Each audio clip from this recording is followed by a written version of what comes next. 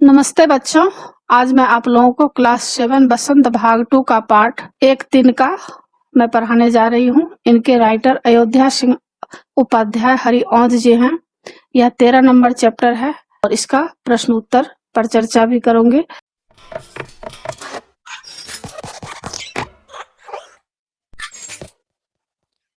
बच्चों, क्लास 7 बसंत के सारे चैप्टर्स का इम्पोर्टेंट क्वेश्चन एंड आंसर का पीडीएफ को डाउनलोड करने के लिए और क्लास 7 बसंत का टेक्स्ट बुक का पीडीएफ फाइल को डाउनलोड करने के लिए आप इस वीडियो के डिस्क्रिप्शन में दिए गए प्रोसेस को फॉलो करके आसानी से पीडीएफ फाइल डाउनलोड कर सकते हैं। अगर आपके पास टेक्स्ट बुक और इम्पोर्टेंट नोट्स नहीं है तो आप इस पीडीएफ फाइल को डाउनलोड करके आसानी से पढ़ाई कर सकते हैं और अच्छा मार्क्स ला सकते हैं। और बच्चों, इससे पहले भी मैं क्लास 7 का बहुत सारा चैप्टर मैं पढ़ा चुकी हूँ। उसको देखने के लिए आप ऊपर दिए गए आई बटन पर क्लिक करके देख सकते हैं या नीचे दिए गए डिस्क्रिप्शन बॉक्स में भी देख सकते हैं या प्लेलिस्ट में जाकर देख सकते हैं।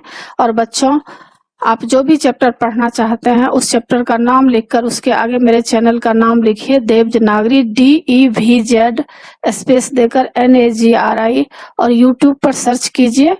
वह चैप्टर आपको आसानी से मिल जाएगा।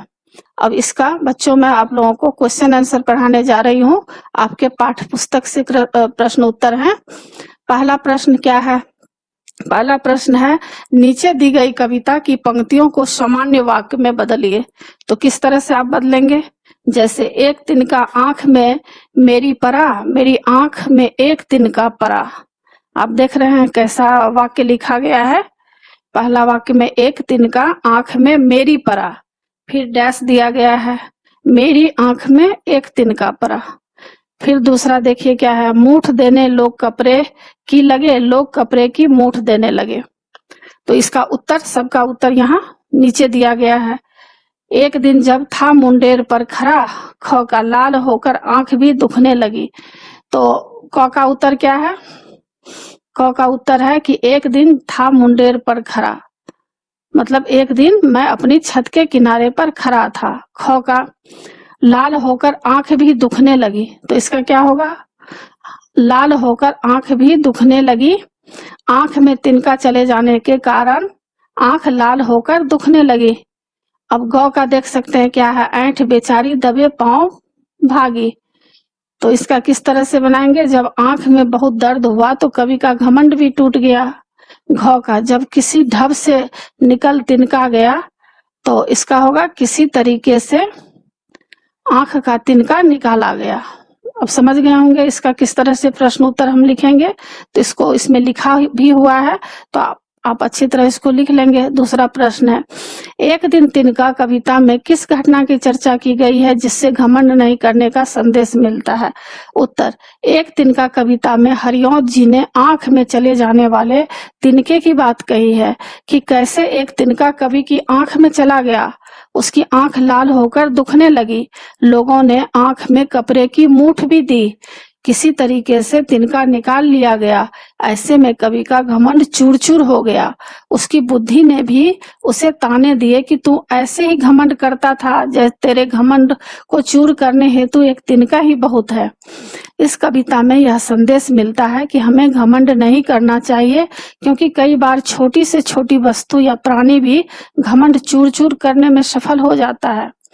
प्रश्न संख्या 3, आंख में तिनका पड़ने के बाद घमंडी की क्या दशा हुई? उत्तर, घमंडी की आंख में तिनका पड़ने पर उसकी आंख लाल होकर दुखने लगी। ऐसे में वह बेचैन हो उठा, जिससे उसका घमंड चूर चूर हो गया। चौथा, घमंडी की आंख से तिनका निकालने के लिए उसके आसपास लोगों ने क्या किया? उत्तर, घमंडी की आंख से तिनका निकालने के लिए उसके आसपास के लोगों ने कपड़े की मूठ बनाकर उसकी आंखों में डाली। प्रश्न संख्या 5, एक तिनका कविता में घमंडी को उसकी समझ ने चेतावनी दी। क्या चेतावनी दी? ऐंठता तू किस लिए इतना रहा, एक तिनका है बहुत तेरे लिए। इसी प्रकार की चेतावनी कबीर ने भी दी है। तिनका कबहू न निंदिए पांव तले जो होए, कभू उरी आंखिन पर पीर घनेरी होए। इन दोनों में क्या समानता है और क्या अंतर? लिखिए। बहुत ही अच्छा प्रश्न है। तो इसका उत्तर क का लिखेंगे। इन दोनों काव्यांशों की पंक्तियों में समानता यह है कि दोनों में ही बताया गया है कि छोटा सा तिनका भी अगर आंख में पड़ जाए तो मनुष्य को बेचैन कर देता है। ख का इन दोनों काव्यांशों की पंक्तियों में अंतर। एक तिनका कविता में कवि ने दर्शाया है कि छोटे से तिनके में मनुष्य का घमंड तोड़ देने की शक्ति है, जबकि कबीर ने कहा कि तिनके को कभी पांव तले मत रौंद दो, न जाने कब वह उड़कर आंख में पड़ जाए और बहुत दर्द सहना पड़े। अर्थात छोटा व्यक्ति भी कभी कभी नुकसान पहुंचा सकता है। अब आगे का प्रश्न है, इस कविता को कवि ने मैं से आरंभ किया है। मैं घमंडों से भरा ऐंठा हुआ। कवि का यह मैं कविता पढ़ने वाले व्यक्ति से भी जुड़ सकता है और तब अनुभव यह होगा कि कविता पढ़ने वाला व्यक्ति अपनी बात बता रहा है।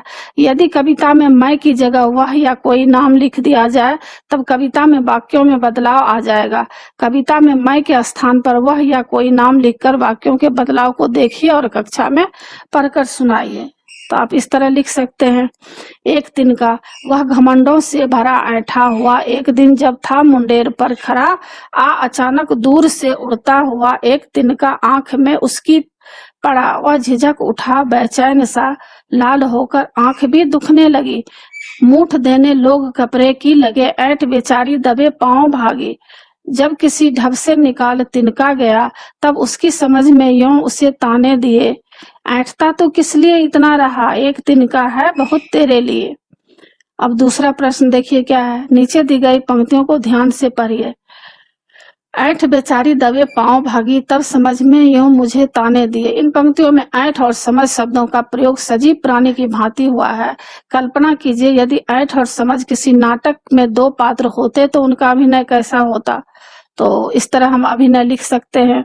ऐंठ और समझ का नाटकीय भाव में किस तरह हम लिख सकते हैं, तो इस तरह जैसे समझ बोल रहा है ऐंठ इतना ऐंठती क्यों हो, ऐंठ बोल रहा है समझ यह तेरी समझ से बाहर की बात है।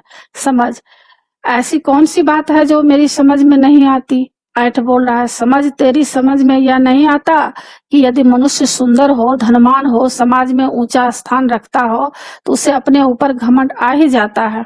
समझ नहीं, ऐंठ कभी घमंड नहीं करना चाहिए क्योंकि यह सब तो क्षणभंगुर है, कभी भी नष्ट हो सकता है। लेकिन मनुष्य की विनम्रता, उसकी परोपकार की भावना व हंसमुख स्वभाव कभी नष्ट नहीं होता। इतने में ऐंठ की आंख में एक तिनका उड़कर पड़ गया। अब समझ बोलता है ऐंठ इतना तिलमिला क्यों रही हो। ऐंठ बोल रहा है ना जाने कहां से आंख में तिनका आकर पड़ गया है, मैं तो बहुत बेचैन हो रही हूँ। समझ बोल रहा है अब तुम्हारा घमंड कहाँ गया, एक छोटे से तिनके से तिलमिला उठी। अब ऐंठ बोल रहा है मुझे क्षमा करो समझ, अब मैं कभी अपने पर घमंड नहीं करूंगी। अब प्रश्न संख्या 3 देखिए, नीचे दी गई कबीर की पंक्तियों में तिनका शब्द का प्रयोग एक से अधिक बार किया गया है। इसके अलग अलग अर्थों की जानकारी प्राप्त करें। जैसे उठा बबूला प्रेम का तिनका, उड़ा आकाश तिनका तिनका हो गया तिनका तिनके पास। तो इसका उत्तर होगा हवा का चक्रवात उठने पर धरती से तिनके उड़कर आकाश में पहुंच गया और सभी तिनके बिखर गए। कबीर जी के अनुसार मानो एक तिनका उस तिनके के साथ जा मिला, अर्थात आत्मा का परमात्मा से मिलन हो गया। यहाँ रहस्यमय अर्थात अद्वैत भाव को दर्शाया गया है। आगे भाषा की बात है। किसी ढब से निकलना का अर्थ है किसी ढंग से निकलना। ढब से जैसे कई वाक्यांशों से आप परिचित होंगे, जैसे धम से वाक्यांश में, लेकिन ध्वनियों में समानता होने के बाद ढब से और धम से जैसे वाक्यांश के प्रयोग में अंतर है। धम से, छप से इत्यादि का प्रयोग ध्वनि द्वारा क्रिया को सूचित करने के लिए किया जाता है। नीचे कुछ ध्वनियों द्वारा क्रिया को सूचित करने वाला वाक्यांश और कुछ अधूरे वाक्य दिए गए हैं। उचित वाक्यांश चुनकर वाक्यों के खाली स्थान को भरिए। छप से, टप से, थर से, फुर से, सन से। अब इसको आप किस तरह लिख सकते हैं।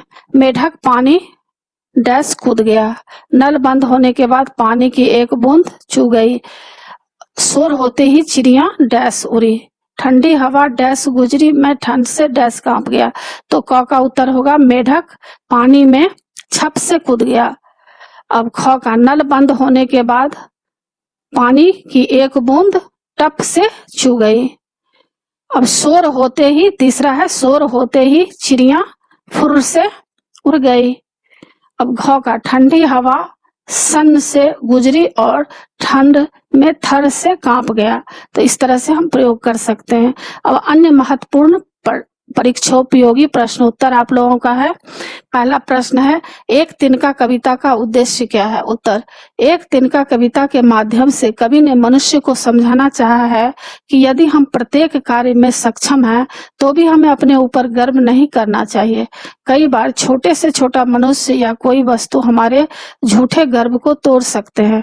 जैसे कवि जब घमंड से चूर छत की मुंडेर पर खड़ा था तो उसकी आंख में एक छोटा तिनका उड़कर पड़ गया। उस तिनके ने कवि को बेचैन कर दिया और जब तक लोगों ने उसकी आंख से तिनका निकाल नहीं दिया तब तक वह छटपटाता रहा। प्रश्न संख्या 2, छत की मुंडेर पर खड़े खड़े अचानक कवि के साथ क्या हुआ? उत्तर, कवि बहुत घमंड से छत की मुंडेर पर खड़ा था। उसे अपने पर पूर्ण विश्वास था कि उसे कोई क्षतिग्रस्त नहीं कर सकता, लेकिन अचानक ही उसकी आंख में एक उड़ता हुआ तिनका आकर पड़ गया। प्रश्न संख्या 3, कवि की बेचैनी का क्या कारण था? उत्तर, कवि की आंख में एक तिनका पड़ गया था जिसके कारण उसकी आंख लाल हो गई, वह दुखने लगी, यही उसकी बेचैनी का कारण था। प्रश्न संख्या 4, कवि की आंख में तिनका जाने पर लोगों ने क्या किया? उत्तर, कवि की आंख में तिनका चला गया तो वह बेचैन हो गया। लोगों ने कपड़े की मूठ बनाकर उसकी आंख में दी और बड़ी मुश्किल से किसी तरह तिनका निकाला। प्रश्न संख्या 5, कवि की समझ में कवि को क्या चेतावनी दी? उत्तर, कवि की समझ में कवि को चेतावनी दी गई कि तुम इतना घमंड क्यों करते हो? एक तिनका ही तुम्हारे घमंड तोड़ने के लिए बहुत है, अर्थात इतनी छोटी सी चीज भी तुम्हारे घमंड को तोड़ने में सक्षम हो सकती है। प्रश्न संख्या 6, इस कविता से क्या संदेश मिलता है?